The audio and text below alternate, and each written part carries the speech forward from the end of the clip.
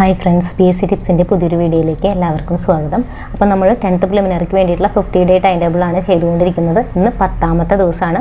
അപ്പോൾ ഓൾറെഡി 9 ദിവസത്തെ videos upload ചെയ്തിട്ടുണ്ട്. കെമിസ്ട്രി, മാത്സ്, ഭരണഘടന എന്നീ ഭാഗങ്ങളിൽ നിന്നുള്ള വീഡിയോസാണ് അപ്ലോഡ് ചെയ്തിട്ടുള്ളത്. അപ്പോൾ ആ വീഡിയോ ഒക്കെ കാണാത്തവരുണ്ടെങ്കിൽ അതൊക്കെ കാണുക. ഇനി ഇനിയും സമയമുണ്ട്. അപ്പോൾ നിങ്ങൾ പഠിച്ചു തുടങ്ങിയിട്ടില്ലെങ്കിലും ഇനിയെങ്കിലും പഠിച്ചു തുടങ്ങുക. എല്ലാം പെട്ടെന്ന് തന്നെ കവർ ചെയ്യുക. നമ്മൾ ഡെയിലി 2 ക്ലാസ്സുകൾ വെച്ചേ ഇടുന്നുള്ളൂ. അപ്പോൾ നിങ്ങൾക്ക് ഈസിലി ഇപ്പം നിങ്ങൾ ഇത്രയും നാളായിട്ട് ഫോളോ ചെയ്തിട്ടില്ലെങ്കിലും ഈസിലി അത് ഫോളോ ചെയ്യാൻ പറ്റാവുന്നതേ ഉള്ളൂ. ഓക്കെ, അപ്പോൾ ഇന്ന് നമ്മൾ ഓൾറെഡി ഓക്സിജൻ എന്നുള്ള ഒരു വീഡിയോ അപ്ലോഡ് ചെയ്തിട്ടുണ്ടായിരുന്നു. അപ്പോൾ അതിൽ ഇനി ഹൈഡ്രജനും കൂടെ നമുക്ക് എടുക്കാൻ ബാക്കിയുണ്ട്. അപ്പോൾ ഹൈഡ്രജനിൽ നിന്നുള്ള വീഡിയോ ആണ് ഇന്ന്. അപ്പോൾ ഇതോടുകൂടി നമ്മുടെ ഈ ടോപ്പിക്ക് തീരും. അപ്പോൾ 1 മാർക്ക് നിങ്ങൾക്ക് ഈസിലി ആയിട്ട് സ്കോർ ചെയ്യാൻ പറ്റുന്ന ഒരു ഏരിയ ആണ്. അപ്പോൾ ഈ എല്ലാ പോയിൻറ്സും പഠിക്കുക. SCRT ബേസ് ചെയ്തിട്ടാണ് എല്ലാ പോയിൻറ്സും എടുത്തിട്ടുള്ളത്. അതുപോലെ തന്നെ PSC പ്രീവിയസ് ആയിട്ടുള്ള ചോദിച്ചിട്ടുള്ള ക്വസ്റ്റ്യൻസും കൂടെ ഉൾപ്പെടുത്തിയിട്ടുണ്ട്. അപ്പോൾ ഇതിൻ്റെയൊക്കെ നോട്ട് വേണമെങ്കിൽ ടെലഗ്രാമിൽ ജോയിൻ ചെയ്യാം. അതിൻ്റെ ലിങ്ക് ഡിസ്ക്രിപ്ഷനിൽ കൊടുക്കാം. ഓക്കെ, അപ്പോൾ നമുക്ക് വീഡിയോയിലേക്ക് പോവാം. അപ്പോൾ ഹൈഡ്രജനെ പറ്റി പറയുമ്പോൾ എന്താ നമുക്ക് ആദ്യം പറയേണ്ടത്? ഹൈഡ്രജൻ എന്ന് പറഞ്ഞു കഴിഞ്ഞാൽ ലോഹഗുണം പ്രകടിപ്പിക്കുന്ന അലോഹമാണ്. ലോഹഗുണം പ്രകടിപ്പിക്കുന്ന അലോഹമാണ് ഹൈഡ്രജൻ. ഹൈഡ്രജന് ഒരു ഗ്രൂപ്പ് ഉണ്ടാവും. ഒരു ഗ്രൂപ്പിലും ഉൾപ്പെടാത്ത മൂലകമാണ് ഹൈഡ്രജൻ. അപ്പോൾ ഈ ഹൈഡ്രജൻ കണ്ടുപിടിച്ചത് ആരാണ്? ഹെൻറി കാവൻഡിഷ് ആണ്. 1766 ഹെൻറി കാവൻഡിഷ് ആണ് ഹൈഡ്രജൻ എന്ന് പറയുന്നത് കണ്ടുപിടിച്ചത്. അപ്പോൾ ഇതിന് പേര് കൊടുത്തത് ലാവോസിയർ ആണ്. അപ്പോൾ ഹൈഡ്രജനെ ഹെൻറി കാവൻഡിഷ് വിശേഷിപ്പിച്ചത് കത്തുന്ന വായു എന്നാണ് അദ്ദേഹം ഹൈഡ്രജനെ വിശേഷിപ്പിച്ചത്. ഹൈഡ്രജന് പിന്നീട് പേര് നൽകിയത് ആരാണ്? ലാവോസിയർ ആണ്. ഹൈഡ്രജനസ് എന്ന് പറയുന്ന ഗ്രീക്ക് വേർഡിൽ നിന്നാണ് അതിന് പേര് കൊടുത്തിട്ടുള്ളത്. അതിൻ്റെ അർത്ഥം എന്താണ്? ജലം ഉൽപ്പാദിപ്പിക്കുന്നത്, ജലം ഉണ്ടാക്കുന്നത്, അല്ലെങ്കിൽ ജലം ഉൽപ്പാദിപ്പിക്കുന്നത് എന്നാണ് അതിനർത്ഥം. ജലം ഉൽപ്പാദിപ്പിക്കുന്നത്. അപ്പോൾ ഓക്സിജനിൽ നമ്മൾ പറഞ്ഞു ആസിഡ് ഉൽപ്പാദിപ്പിക്കുന്നത്. ഇവിടെയാണെങ്കിൽ ജലം ഉൽപ്പാദിപ്പിക്കുന്നത് എന്നർത്ഥം വരുന്ന മൂലകമാണ് ഹൈഡ്രജൻ കണ്ടുപിടിച്ചത് 1766 ഹെൻറി കാവൻഡിഷ് ആണ്. കത്തുന്ന വായു എന്നാണ് അദ്ദേഹം ഹൈഡ്രജനെ വിശേഷിപ്പിച്ചത്. എന്നാൽ അതിന് പേര് നൽകിയത് ലാവോസിയർ ആണ്. ഗ്രീക്ക് വേർഡായിട്ടുള്ള ഹൈഡ്രജനസ് എന്ന് പറയുന്ന വാക്കിൽ നിന്നാണ് ഹൈഡ്രജൻ എന്ന വാക്ക് സ്വീകരിച്ചത്. ജലം ഉൽപ്പാദിപ്പിക്കുന്നത് എന്നാണ് അതിന് അർത്ഥം. ലോഹഗുണം പ്രകടിപ്പിക്കുന്ന അലോഹമാണ് ഹൈഡ്രജൻ. ഇനി ഹൈഡ്രജന് നിറമോ മണമോ ഇല്ലാത്ത മൂലകമാണ് ഹൈഡ്രജൻ. ഹൈഡ്രജന്റെ സാന്ദ്രത എന്താണ്? വായുവിനേക്കാൾ സാന്ദ്രത കുറവാണ് ഹൈഡ്രജന്. അതുകൊണ്ടാണ് ഹൈഡ്രജൻ ബലൂണുകളൊക്കെ വായുവിൽ ഉയർന്നു പൊങ്ങുന്നത്. ഹൈഡ്രജൻ ബലൂണുകൾ വായുവിൽ ഉയർന്നു പൊങ്ങാൻ കാരണം എന്താ? അതിന് വായുവിനേക്കാൾ സാന്ദ്രത കുറവാണ്. ഓക്കെ, അപ്പോൾ ഏറ്റവും സാന്ദ്രത കുറവുള്ള മൂലകമെന്നോ അല്ലെങ്കിൽ വാതകമെന്നോ ഒക്കെ പറയുന്നത് ഏതാണ്? ഭാരം കുറഞ്ഞ മൂലകം എന്നൊക്കെ പറഞ്ഞാൽ അത് ഹൈഡ്രജനാണ്. ഭാരം കുറഞ്ഞ വാതകം എന്ന് പറഞ്ഞാലും അത് ഹൈഡ്രജനാണ്. ലഘുവായിട്ടുള്ള ആറ്റം, ഏറ്റവും ലഘുവായ ആറ്റം ഏതാണ്? ഹൈഡ്രജനാണ്. ഏറ്റവും ലളിതമായ ആറ്റോമിക ഘടനയുള്ള മൂലകമാണ് ഹൈഡ്രജൻ. അല്ലെങ്കിൽ ഏറ്റവും ലഘുവായ ആറ്റമുള്ളത് ആർക്കാണ്? ഹൈഡ്രജനാണ്. ഇനി എന്താണ് ഓർഗാനോജനുകൾ എന്നറിയപ്പെടുന്ന മൂലകങ്ങളാണ് കാർബണും നൈട്രജനും ഹൈഡ്രജനും ഓക്സിജനും എല്ലാം. ഓക്കെ, അപ്പോൾ ഹൈഡ്രജനും ഓക്സിജനും ഒക്കെ ഓർഗാനോജനുകൾ എന്നറിയപ്പെടുന്ന മൂലകങ്ങളാണ്. പിന്നെ കൂടെ ഏതൊക്കെയുണ്ട്? കാർബണും നൈട്രജനും കൂടെ ഉണ്ട്. ജസ്റ്റ് ഒന്ന് നോട്ട് ചെയ്ത് വെക്കാം. ഇനി ഹൈഡ്രജന്റെ മിശ്രിതങ്ങളാണ് ഏതൊക്കെ? വാട്ടർ ഗ്യാസും കോൾ ഗ്യാസും. അപ്പോൾ വാട്ടർ ഗ്യാസ് അല്ലെങ്കിൽ സിൻ ഗ്യാസ് കുറേ തവണ ചോദിച്ചിട്ടുള്ളതാണ്. വാട്ടർ ഗ്യാസ് അല്ലെങ്കിൽ സിൻ ഗ്യാസ്, അതിലെ ഘടകങ്ങൾ ഏതൊക്കെയാണ്? കാർബൺ മോണോക്സൈഡും ഹൈഡ്രജനുമാണ്. കാർബൺ മോണോക്സൈഡിൻ്റെയും ഹൈഡ്രജൻ്റെയും മിശ്രിതമാണ് സിൻ ഗ്യാസ് അഥവാ വാട്ടർ ഗ്യാസ് എന്ന് പറയുന്നത്. എന്നാൽ കാർബൺ മോണോക്സൈഡിൻ്റെയും ഹൈഡ്രജൻ്റെയും മീഥേൻ്റെയും മിശ്രിതമാണ് കോൾ ഗ്യാസ്. അപ്പോൾ വാട്ടർ ഗ്യാസ് എന്ന് പറഞ്ഞാൽ കാർബൺ മോണോക്സൈഡിൻ്റെയും ഹൈഡ്രജൻ്റെയും മിശ്രിതമാണ്. കോൾ ഗ്യാസ് എന്ന് പറയുന്നത് കാർബൺ മോണോക്സൈഡിൻ്റെയും ഹൈഡ്രജൻ്റെയും മീഥേൻ്റെയും മിശ്രിതമാണ്. ഇതൊക്കെ പ്രീവിയസ് ആയി ചോദിച്ചിട്ടുള്ളതാണ്. ഇനി അതേപോലെ തന്നെ ലോഹങ്ങളെ അവയുടെ രാസപ്രവർത്തന ശേഷി കുറഞ്ഞു വരുന്ന ക്രമത്തിൽ നമ്മൾ രേഖപ്പെടുത്തുന്ന ഒരു ശ്രേണിയുണ്ട്. അതിനെയാണ് ക്രിയാശീല ശ്രേണി എന്ന് പറയാം. ക്രിയാശീല ശ്രേണി എന്ന് പറഞ്ഞാൽ എന്താ? ലോഹങ്ങളെ അവയുടെ രാസപ്രവർത്തനത്തിൻ്റെ തോത് കുറഞ്ഞു വരുന്ന ക്രമത്തിലാണ് രേഖപ്പെടുത്തിയിട്ടുള്ളത്. മുകളിൽ നിന്ന് താഴേക്ക് വരുമ്പോൾ രാസപ്രവർത്തന ശേഷി കുറഞ്ഞു വരുന്ന രീതിയിൽ ക്രമപ്പെടുത്തിയിട്ടുള്ള ഒരു ശ്രേണിയാണ് ക്രിയാശീല ശ്രേണി. അപ്പോൾ ഈ ശ്രേണിയിൽ രാസപ്രവർത്തന ശേഷിയുടെ താരതമ്യത്തിന് വേണ്ടി ഓരോ മൂലകത്തിൻ്റെയും രാസപ്രവർത്തന ശേഷിയുടെ താരതമ്യത്തിന് വേണ്ടി നമ്മൾ ഉപയോഗിക്കുന്ന മൂലകം ഹൈഡ്രജനാണ്. ഓക്കെ, ജസ്റ്റ് ഒന്ന് നോട്ട് ചെയ്ത് വയ്ക്കുക. ഇത് പ്രീവിയസ് ആയി ചോദിച്ചിട്ടുള്ളതാണ് ക്രിയാശീല ശ്രേണിയെ പറ്റി. ക്രിയാശീല ശ്രേണിയിലെ മൂലകങ്ങളെ താഴേക്ക് വരുമ്പോൾ അതിൻ്റെ രാസപ്രവർത്തന ശേഷി കുറയാണോ കൂടുകയാണോ അങ്ങനെയായിട്ട് ചോദിച്ചിട്ടുണ്ട്. അപ്പോൾ നമ്മൾ അതേപോലെ തന്നെ ഹൈഡ്രജനെ വെച്ചിട്ടാണ് അത് താരതമ്യം ചെയ്യുന്നത്. അതും ആ ക്വസ്റ്റ്യനിൽ ചോദിച്ചിട്ടുണ്ടായിരുന്നു. ഒരു സ്റ്റേറ്റ്മെൻറ്റ് ടൈപ്പായിട്ട് ആ ക്വസ്റ്റ്യൻ വന്നിട്ടുള്ളത്. അപ്പോൾ ജസ്റ്റ് ഒന്ന് നോട്ട് ചെയ്ത് വയ്ക്കുക. ക്രിയാശീല ശ്രേണിയിൽ ലോഹങ്ങളുടെ ഒരു ശ്രേണിയാണ്. അപ്പോൾ ലോഹങ്ങളെ അതിൽ അറേഞ്ച് ചെയ്തിട്ടുള്ളത് രാസപ്രവർത്തന ശേഷി കുറയുന്ന രീതിയിലാണ്. അതിലുള്ള മൂലകങ്ങളെ താരതമ്യം ചെയ്യുന്നതിന് വേണ്ടിയിട്ട് നമ്മൾ ഉപയോഗിക്കുന്ന മൂലകം ഹൈഡ്രജൻ ആണ് എന്നുള്ളത് നോട്ട് ചെയ്ത് വയ്ക്കുക.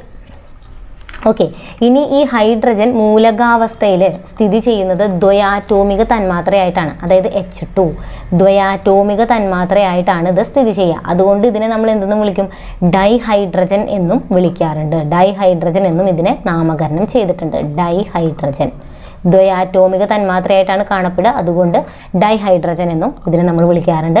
ഇനി അന്തരീക്ഷ വായുവിൽ വളരെ ചെറിയ അളവിൽ സ്വതന്ത്രാവസ്ഥയിലും ഹൈഡ്രജൻ കാണാറുണ്ട്. അന്തരീക്ഷ വായുവിൽ വളരെ ചെറിയ അളവിൽ സ്വതന്ത്രാവസ്ഥയിലും ആര് കാണാറുണ്ട്? ഹൈഡ്രജൻ കാണാറുണ്ട്. ഓക്കെ, അപ്പോൾ ആ പോയിന്റ് കൂടെ ജസ്റ്റ് ഒന്ന് നോട്ട് ചെയ്ത് വയ്ക്കാം. ഇനി ഈ ഹൈഡ്രജൻ്റെ ഉപയോഗങ്ങൾ എന്തൊക്കെയാണ്? ഹൈഡ്രജൻ മെയിനായിട്ട് എന്താ? ഇന്ധനമായിട്ട് ഉപയോഗിക്കാറുണ്ട്. ഇന്ധനം എന്ന് പറയുമ്പോൾ റോക്കറ്റുകളിൽ ദ്രാവക ഹൈഡ്രജനാണ് ഇന്ധനമായിട്ട് ഉപയോഗിക്കുക. ദ്രാവക ഹൈഡ്രജനാണ് റോക്കറ്റുകളിൽ ഇന്ധനമായിട്ട് ഉപയോഗിക്കുന്നത്. അപ്പോൾ ഭാവിയുടെ ഇന്ധനം എന്നറിയപ്പെടുന്നത്, പ്രീവിയസ് ക്വസ്റ്റ്യൻ ആണ്, ഭാവിയുടെ ഇന്ധനം എന്നറിയപ്പെടുന്നത് ഏതാ? ഹൈഡ്രജനാണ്. എന്നാൽ ഗാർഹിക ആവശ്യങ്ങൾക്ക് വേണ്ടിയിട്ട് ഇത് ഉപയോഗിക്കാറില്ല. കാരണം എന്താണ്? ഗാർഹിക ആവശ്യങ്ങൾക്ക് വേണ്ടിയിട്ട് ഇത് ഉപയോഗിക്കാറില്ല. കാരണം ഇതിന് സ്ഫോടന സ്വഭാവം ഉള്ളതുകൊണ്ടാണ്. സ്ഫോടനത്തോടെ ഇത് കത്തും. ഓക്കെ, അപ്പോൾ സ്ഫോടന സ്വഭാവം ഉള്ളതുകൊണ്ടാണ് ഗാർഹിക ആവശ്യങ്ങൾക്ക് വേണ്ടി ഉപയോഗിക്കാത്തത്. അതേപോലെ തന്നെ സംഭരിക്കാനും വിതരണം ചെയ്യാനും വളരെ പ്രയാസമാണ്. അപ്പോൾ സംഭരിക്കാനും വിതരണം ചെയ്യാനും പ്രയാസമാണ്. അതുപോലെ സ്ഫോടനത്തോടെ കത്തുന്ന ഒരു വാതകമാണ് ഹൈഡ്രജൻ എന്ന് പറയുന്നത്. അതുകൊണ്ട് തന്നെ ഇത് ഗാർഹിക ആവശ്യങ്ങൾക്ക് ഉപയോഗിക്കാറില്ല. ഇനി ഇതിൻ്റെ മറ്റുപയോഗമാണ് അമോണിയ നിർമ്മാണം. അമോണിയ നിർമ്മാണത്തിനും അതേപോലെ തന്നെ മെഥനോൾ നിർമ്മിക്കാനും, അമോണിയ, മെഥനോൾ എന്നിവയുടെ വ്യാവസായിക ഉൽപ്പാദനത്തിനായിട്ട് ആരുപയോഗിക്കാറുണ്ട്? ഹൈഡ്രജനെ ഉപയോഗിക്കാറുണ്ട്, അമോണിയയുടെയും മെഥനോളിൻ്റെയും. ഇനി അതുപോലെ തന്നെ വനസ്പതി നിർമ്മാണം, വനസ്പതി പോലുള്ള പൂരിത എണ്ണകൾ നിർമ്മിക്കുന്നതിന് ഉപയോഗിക്കാറുണ്ട്. വനസ്പതി അപ്പോൾ എങ്ങനെയാണ് നിർമ്മിക്കുന്നത്? പ്രീവിയസ് ക്വസ്റ്റ്യൻ ആണ്. സസ്യ എണ്ണയിലൂടെ ഹൈഡ്രജൻ ഗ്യാസ് കടത്തിവിട്ടിട്ട്, സസ്യ എണ്ണയിലൂടെ ഹൈഡ്രജൻ വാതകം കടത്തിവിട്ടിട്ടാണ് എന്ത് നിർമ്മിക്കുന്നത്? വനസ്പതി നിർമ്മിക്കുന്നത്. സസ്യ എണ്ണയിലൂടെ ഹൈഡ്രജൻ വാതകം കടത്തിവിട്ടാണ് വനസ്പതി പോലുള്ള പൂരിത എണ്ണകളൊക്കെ നിർമ്മിക്കുന്നത്. ഇനി അതുപോലെ തന്നെ ലോഹ ഓക്സൈഡിൽ നിന്ന്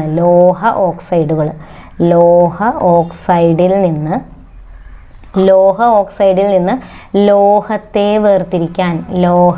വേർതിരിക്കാൻ അത് നമ്മൾ ലോഹങ്ങളുടെ സാന്ദ്രന ആ കാര്യത്തിൽ പറഞ്ഞതാണ്. ലോഹത്തെ വേർതിരിക്കാനായിട്ട് എന്ത് ഉണ്ട്? നിരോക്സീകാരിയായിട്ട് ആരുപയോഗിക്കാറുണ്ട്? ഹൈഡ്രജൻ ഉപയോഗിക്കാറുണ്ട്. നിരോക്സീകാരിയായി ഹൈഡ്രജനെ ഉപയോഗിക്കാറുണ്ട്. ലോഹ ഓക്സൈഡിൽ നിന്ന് ലോഹത്തെ വേർതിരിക്കാൻ നിരോക്സീകാരിയായിട്ട് ആരുപയോഗിക്കാറുണ്ട്? ഹൈഡ്രജൻ ഉപയോഗിക്കാറുണ്ട്. ഓക്കെ, അപ്പോൾ വനസ്പതി നിർമ്മാണത്തിനും ഹൈഡ്രജൻ ഉപയോഗിക്കുന്നു. അപൂരിത എണ്ണകളെ പൂരിതമാക്കാനായിട്ട് ഉപയോഗിക്കുന്നുണ്ട്. അപൂരിത എണ്ണകളെ പൂരിതമാക്കാനും ഹൈഡ്രജൻ ഉപയോഗിക്കുന്നുണ്ട്. ഓക്കെ, അപ്പോൾ ഇതിൻ്റെ ഉപയോഗങ്ങൾ എന്തൊക്കെയാണ്? ഇന്ധനമായിട്ട്, അപ്പോൾ ഭാവിയുടെ ഇന്ധനം എന്നറിയപ്പെടുന്നത് ഹൈഡ്രജനാണ്. ദ്രാവക ഹൈഡ്രജനാണ് റോക്കറ്റുകളിൽ ഇന്ധനമായിട്ട് ഉപയോഗിക്കുക. ഗാർഹിക ആവശ്യത്തിന് ഉപയോഗിക്കില്ല. കാരണം ഇത് സ്ഫോടന സ്വഭാവമുള്ളതാണ്. അതായത് കത്തുന്ന വാതകമാണ്, സ്വയം കത്തുന്ന വാതകമാണ് ഹൈഡ്രജൻ. അപ്പോൾ അമോണിയ, മെഥനോൾ എന്നിവയുടെ ഉൽപ്പാദനത്തിനായിട്ട് ഉപയോഗിക്കുന്നുണ്ട്. വനസ്പതി നിർമ്മാണത്തിന്, അപൂരിത എണ്ണകളെ പൂരിതമാക്കാൻ, ലോഹ ഓക്സൈഡിൽ നിന്ന് ലോഹത്തെ വേർതിരിക്കാനുള്ള നിരോക്സീകാരിയായി ഒക്കെ ആരെ ഉപയോഗിക്കാറുണ്ട്? ഹൈഡ്രജനെ ഉപയോഗിക്കാറുണ്ട്. ഓക്കെ, ഇനി ഇതിൻ്റെ സവിശേഷതകൾ പറയുകയാണെങ്കിൽ ഹൈഡ്രജൻ നമ്മൾ കുറേ കാര്യങ്ങൾ പറഞ്ഞു. എന്താണ്? സാന്ദ്രത കുറഞ്ഞ മൂലകമാണ്, ഭാരം കുറഞ്ഞ മൂലകമാണ്, ഭാരം കുറഞ്ഞ വാതകമാണ്, ഏറ്റവും ലഘുവായിട്ടുള്ള ആറ്റമാണ് ഹൈഡ്രജൻ എന്ന് പറയുന്നത്. അതുപോലെ തന്നെ പ്രപഞ്ചത്തിൽ ഏറ്റവും കൂടുതലുള്ളത് ആരാണ്? പ്രപഞ്ചത്തിൽ ഏറ്റവും കൂടുതലുള്ള വാതകമാണ് ഹൈഡ്രജൻ. അതേപോലെ തന്നെ സൂര്യനിലും നക്ഷത്രങ്ങളിലും കാണപ്പെടുന്ന മുഖ്യ ഘടകം ഏതാണ്? ഹൈഡ്രജനാണ്. സൂര്യനിലെയും നക്ഷത്രങ്ങളിലെയും മുഖ്യ ഘടകം ഹൈഡ്രജനാണ്. അതേപോലെ തന്നെ സൂര്യനിൽ ഏറ്റവും കൂടുതലുള്ള മൂലകം ചോദിച്ചാലും ഹൈഡ്രജനാണ്. സൂര്യനിലെയും നക്ഷത്രങ്ങളിലെയും മുഖ്യ ഘടകം, സൂര്യനിലെ മുഖ്യമായിട്ടുള്ള വാതകം അല്ലെങ്കിൽ ഏറ്റവും കൂടുതലുള്ള മൂലകം എന്ന് ചോദിച്ചാലും ഏതാണ്? ഹൈഡ്രജനാണ്. ഇനി അതുപോലെ തന്നെ ഹൈഡ്രജൻ എന്ന് പറഞ്ഞാൽ ആവർത്തന പട്ടികയിലെ ഒന്നാമത്തെ മൂലകമാണ്. അതായത് ഇതിൻ്റെ അറ്റോമിക് നമ്പർ എന്ന് പറയുന്നത് 1. നമ്മൾ എങ്ങനെ എഴുതുക? ഹൈഡ്രജൻ 1 എന്ന് എഴുതുക. അതായത് അറ്റോമിക് നമ്പർ 1, മാസ് നമ്പറും 1. അതായത് അറ്റോമിക് മാസ് എന്ന് പറയുന്നതും എന്താണ്? 1 തന്നെയാണ്. അറ്റോമിക് മാസും 1, അറ്റോമിക് നമ്പറും 1. അറ്റോമിക് നമ്പർ എന്ന് പറഞ്ഞാൽ പ്രോട്ടോണുകളുടെ എണ്ണമാണ് അല്ലേ? പ്രോട്ടോണുകളുടെ അല്ലെങ്കിൽ ഇലക്ട്രോണുകളുടെ എണ്ണം എന്നൊക്കെ പറയുന്നത് 1. അതായത് ഇതൊരു ന്യൂട്രലായിട്ടുള്ള ആറ്റമാണ്. അപ്പോൾ അവിടെ പ്രോട്ടോണും ഇലക്ട്രോണും ഒക്കെ സെയിം ആയിരിക്കും. അപ്പോൾ പ്രോട്ടോണുകളുടെ എണ്ണം ഇലക്ട്രോണുകളുടെ എണ്ണം എന്നൊക്കെ പറഞ്ഞാൽ 1. അറ്റോമിക് മാസ് എന്ന് പറഞ്ഞാലോ പ്രോട്ടോണിൻ്റെയും ന്യൂട്രോണിൻ്റെയും എണ്ണം 1. അതിനർത്ഥം പ്രോട്ടോൺ 1 നമുക്കറിയാം, ന്യൂട്രോൺ 0 ആയിരിക്കും. ന്യൂട്രോൺ ഇല്ലാത്ത മൂലകമാണ് ആര്? ഹൈഡ്രജൻ. അതേപോലെ തന്നെ പ്രോട്ടോണുകളുടെയും ഇലക്ട്രോണുകളുടെയും എണ്ണം 1. അറ്റോമിക നമ്പറും മാസ് നമ്പറും സെയിം ആയിട്ടുള്ള മൂലകം, മൂലകം ഏത് തന്നെയാണ്? ഹൈഡ്രജൻ തന്നെയാണ്. ഇനി ഹൈഡ്രജൻ ജലത്തിൽ ലയിക്കുമോ എന്ന് ചോദിച്ചു കഴിഞ്ഞാൽ SCERT-യിൽ എന്താണ്? ഹൈഡ്രജൻ ജലത്തിൽ ലയിക്കില്ല എന്നാണ്. പക്ഷെ മിതമായി ലയിക്കുന്ന, സ്പെയറിംഗ്ലി സോലുബിൾ ആണ്. അപ്പോൾ SCERT-യിൽ ജലത്തിൽ ലയിക്കുന്നില്ല. അപ്പോൾ ലേയത്വം ചോദിക്കുകയാണെങ്കിൽ ഹൈഡ്രജൻ ജലത്തിൽ ലയിക്കുന്നില്ല. ഇനി സ്വയം കത്തുന്ന മൂലകമാണെന്ന് നമ്മൾ പറഞ്ഞു. ന്യൂക്ലിയസിൽ ന്യൂട്രോണുകൾ ഇല്ലാത്ത മൂലകമാണ്. അതേപോലെ തന്നെ ഭാവിയുടെ ഇന്ധനം എന്നറിയപ്പെടുന്നത് ഹൈഡ്രജനാണ്. എല്ലാ ആസിഡുകളിലെയും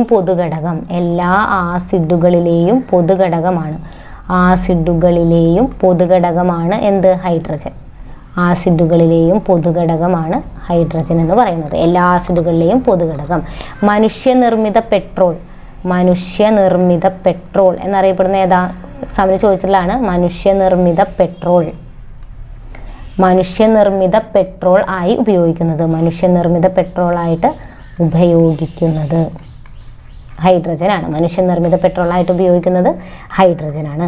ഇനി ഹൈഡ്രജൻ്റെ ചില സംയുക്തങ്ങൾ നമുക്ക് നോക്കാം. ഹൈഡ്രജൻ്റെ സംയുക്തങ്ങൾ ഏതൊക്കെയാണ്? വാട്ടർ അല്ലെ, ഹൈഡ്രജനും ഓക്സിജനും കൂടി ചേർന്ന് കഴിഞ്ഞാൽ എന്തുണ്ടാവും? ജലം ഉണ്ടാവും അല്ലെ. അപ്പോൾ വാട്ടർ എന്ന് പറയുന്നത് ഹൈഡ്രജനും ഓക്സിജനും ചേർന്നിട്ടുള്ള ഹൈഡ്രജൻ്റെ ഒരു പ്രധാന സംയുക്തമാണ്. ഹൈഡ്രജൻ ഓക്സിജനിൽ കത്തുമ്പോൾ ലഭിക്കുന്നതാണ് എന്ത്? ജലം എന്ന് പറയുന്നത്. അപ്പോൾ ഈ ഹൈഡ്രജൻ ഓക്സിജനിൽ കത്തുമ്പോൾ ജലം ഉണ്ടാകുന്ന പ്രവർത്തനം, ഈ പ്രവർത്തനം താപമോചക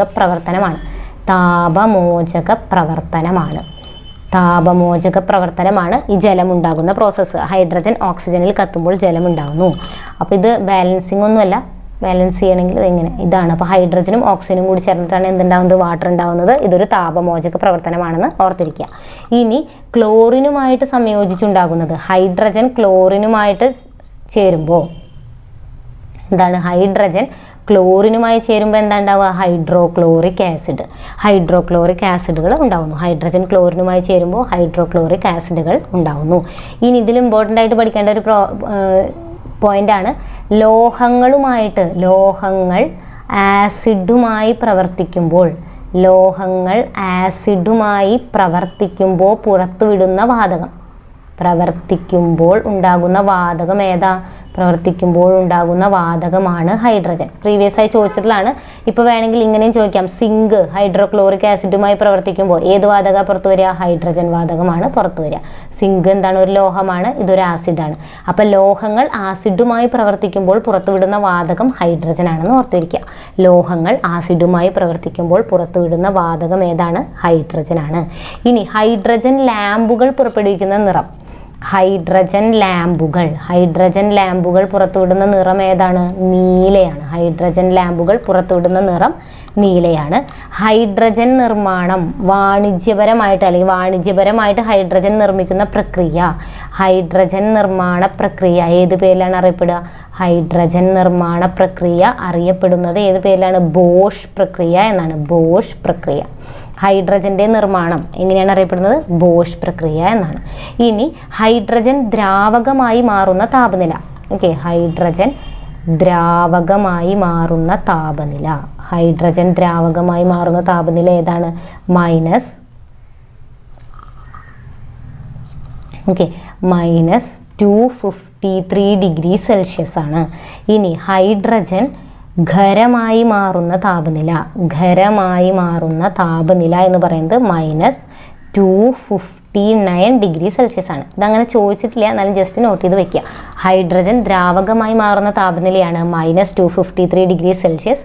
അതിന് വേണമെങ്കിൽ -423 ഡിഗ്രി ഫാരൻഹീറ്റ് എന്നും പറയാം. ഇതാണെങ്കിൽ -259 ഡിഗ്രി സെൽഷ്യസ് അല്ലെങ്കിൽ -434 ഡിഗ്രി ഫാരൻഹീറ്റ്. ഓക്കെ, ഇത് ലെസ് ഇമ്പോർട്ടൻ്റ് ആണ്, അത്ര ചോദിച്ചിട്ടില്ല. ഇനി ചോദിക്കുമെങ്കിൽ ജസ്റ്റ് ഒന്ന് നോട്ട് ചെയ്ത് വെക്കുക. ഹൈഡ്രജൻ ദ്രാവകമായി മാറുന്ന താപനിലയും ഹൈഡ്രജൻ ഖരമായി മാറുന്ന താപനിലയും. ഇനി ഹൈഡ്രജൻ വാതകവും ഓക്സിജൻ വാതകവും ഉപയോഗിച്ചുകൊണ്ട് പ്രത്യേക സംവിധാനത്തിലൂടെ വൈദ്യുതി ഉൽപ്പാദിപ്പിക്കുന്ന സെല്ലുകൾ അറിയപ്പെടുന്ന പേര്. അതായത് ഹൈഡ്രജനും ഓക്സിജനും ഉപയോഗിച്ചിട്ട് വൈദ്യുതി ഉൽപ്പാദിപ്പിക്കുന്ന സെല്ലുകളെ നമ്മൾ വിളിക്കുന്ന പേരാണ് hydrogen oxygen fuel cell. Fuel cell എന്നാണ് അത് അറിയപ്പെടുക. ഹൈഡ്രജൻ ഓക്സിജൻ ഫ്യൂവൽ സെല്ലുകൾ എന്നാണ് അത് അറിയപ്പെടുന്നത്. ഓക്കെ, ഇനി നമുക്ക് ഹൈഡ്രജൻ്റെ ഐസോട്ടോപ്പുകൾ പഠിക്കാം. ഏറ്റവും കുറവ് ഐസോട്ടോപ്പുകളുള്ള മൂലകമാണ് ഹൈഡ്രജൻ. ഹൈഡ്രജന് 3 ഐസോട്ടോപ്പുകളാണ് ഉള്ളത്. 3 ഐസോട്ടോപ്പുകളുണ്ട്. ഏതൊക്കെയാണ്? H11, അതേപോലെ H12, H13. നമുക്കറിയാം മുകളിൽ ടോപ്പിൽ വ്യത്യാസം ഉണ്ടാവും, താഴെ വ്യത്യാസം ഉണ്ടാവില്ല. അപ്പോൾ ഇതിനെ നമ്മൾ വിളിക്കുന്ന പേരാണ് പ്രോട്ടിയം.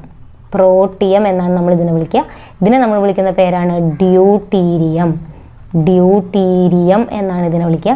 ഇതിനെ നമ്മൾ വിളിക്കുന്ന പേരാണ് ട്രിഷ്യം എന്നാണ് ഇതിനെ വിളിക്കുന്നത്.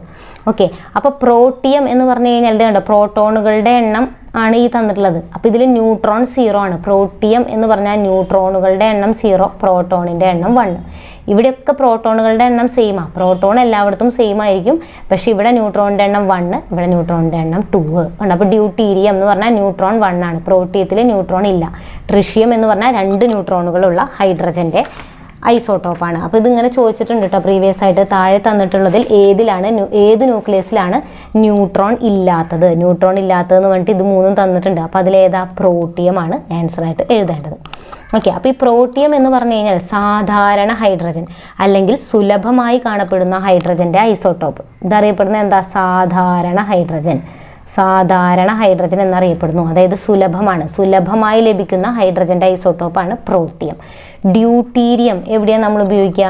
ഡ്യൂട്ടീരിയം എന്ന് പറയുന്നത് നമ്മൾ എവിടെ യൂസ് ചെയ്യുന്നത്? ഡ്യൂട്ടീരിയത്തിൻ്റെ ഉപയോഗങ്ങൾ ന്യൂക്ലിയർ റിയാക്ടറിൽ മോഡറേറ്ററായിട്ട് ഉപയോഗിക്കുന്ന ഘനജലം എന്ന് പറയുന്നത് ഡ്യൂട്ടീരിയത്തിൻ്റെ ഓക്സൈഡാണ്. ഓക്കെ, അപ്പോൾ ഡ്യൂട്ടീരിയത്തിൻ്റെ ഓക്സൈഡാണ്. അതായത് ഈ ഡ്യൂട്ടീരിയം ഓക്സിജനുമായിട്ട് പ്രവർത്തിച്ചിട്ടുണ്ടാവുന്നതാണ് ഘനജലം എന്ന് പറയുന്നത് ഡ്യൂട്ടീരിയം ഓക്സിജനുമായിട്ട് പ്രവർത്തിക്കുന്ന ഡ്യൂട്ടീരിയം ഓക്സൈഡാണ്.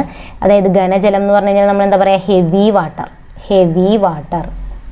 ഓക്കെ, അപ്പോൾ ഈ ഘനജലം നമുക്ക് എവിടെയൊക്കെ ഉപയോഗിക്കാം? ഘനജലം ന്യൂക്ലിയർ റിയാക്ടറിൽ ഉപയോഗിക്കുന്നുണ്ട്. നേരത്തെ പറഞ്ഞു ന്യൂക്ലിയർ റിയാക്ടറിൽ. അപ്പോൾ ഓക്സിജനുമായിട്ടുള്ള പ്രവർത്തനത്തിൽ നമ്മളിത് പറഞ്ഞിട്ടുണ്ടായിരുന്നു. അപ്പോൾ ന്യൂക്ലിയർ റിയാക്ടറിൽ ഉപയോഗിക്കുന്നുണ്ട്. അതുപോലെ തന്നെ രാസപ്രവർത്തനങ്ങളിൽ ട്രേസറായിട്ട് ഉപയോഗിക്കുന്നുണ്ട്. രാസപ്രവർത്തനങ്ങളിൽ ട്രേസറായിട്ട് ഉപയോഗിക്കുന്നുണ്ട്. അതേപോലെ തന്നെ ഡ്യൂട്ടീരിയം ഐസോട്ടോപ്പിൻ്റെ നിർമ്മാണത്തിന് ഉപയോഗിക്കുന്നുണ്ട്. ഈ ഡ്യൂട്ടീരിയം ഐസോട്ടോപ്പ് ഇതിൽ നിന്ന് ഉണ്ടാക്കാമല്ലോ. ഈ ഘനജലത്തിൻ്റെയാണ് നമ്മൾ ഈ പറയുന്നത് കേട്ടോ. ഘനജലം ന്യൂക്ലിയർ റിയാക്ടറിൽ ഉപയോഗിക്കും. രാസപ്രവർത്തനങ്ങളിൽ ട്രേസറായിട്ട് ഉപയോഗിക്കും. അതേപോലെ ഈ ഘനജലത്തിൽ നിന്ന് നമുക്ക് എന്തുണ്ടാക്കാം? ഡ്യൂട്ടീരിയം ഉണ്ടാക്കാനും കഴിയും. ഓക്കെ, അപ്പോൾ ഹെവി വാട്ടർ എന്നാണ് നമ്മളിതിനെ അറിയപ്പെടുന്നത്, ഘനജലത്തിനെ. അതേപോലെ ട്രിഷ്യത്തിൻ്റെ ഓക്സൈഡ്. ട്രിഷ്യം എന്ന് പറഞ്ഞാൽ റേഡിയോ ആക്റ്റീവ് ആയിട്ടുള്ള ഹൈഡ്രജൻ്റെ ഐസോട്ടോപ്പാണ്. റേഡിയോ ആക്റ്റീവ് ആയിട്ടുള്ള ഐസോട്ടോപ്പാണ് ആര്? ട്രിഷ്യം. അപ്പോൾ അതിന് എന്തുണ്ടായിരിക്കും? അതിന് ഒരു ഹാഫ് ലൈഫ് പീരീഡ് ഉണ്ടാവുമല്ലോ. അത് എത്രയാണ്? 2.3 ഇയേഴ്സ് ആണ്. റേഡിയോ ആക്റ്റീവ് ആയിട്ടുള്ള ഐസോട്ടോപ്പുകൾക്ക്, റേഡിയോ ആക്റ്റീവ് ആയിട്ടുള്ള ആൾക്കാർക്ക് ഉണ്ടാവുന്നതാണ് എന്ത് ഹാഫ് ലൈഫ് പീരീഡ്. അത് എത്രയായിരിക്കും? 2.3 ഇയേഴ്സ് ആണ്. 2.3 ഇയേഴ്സ്.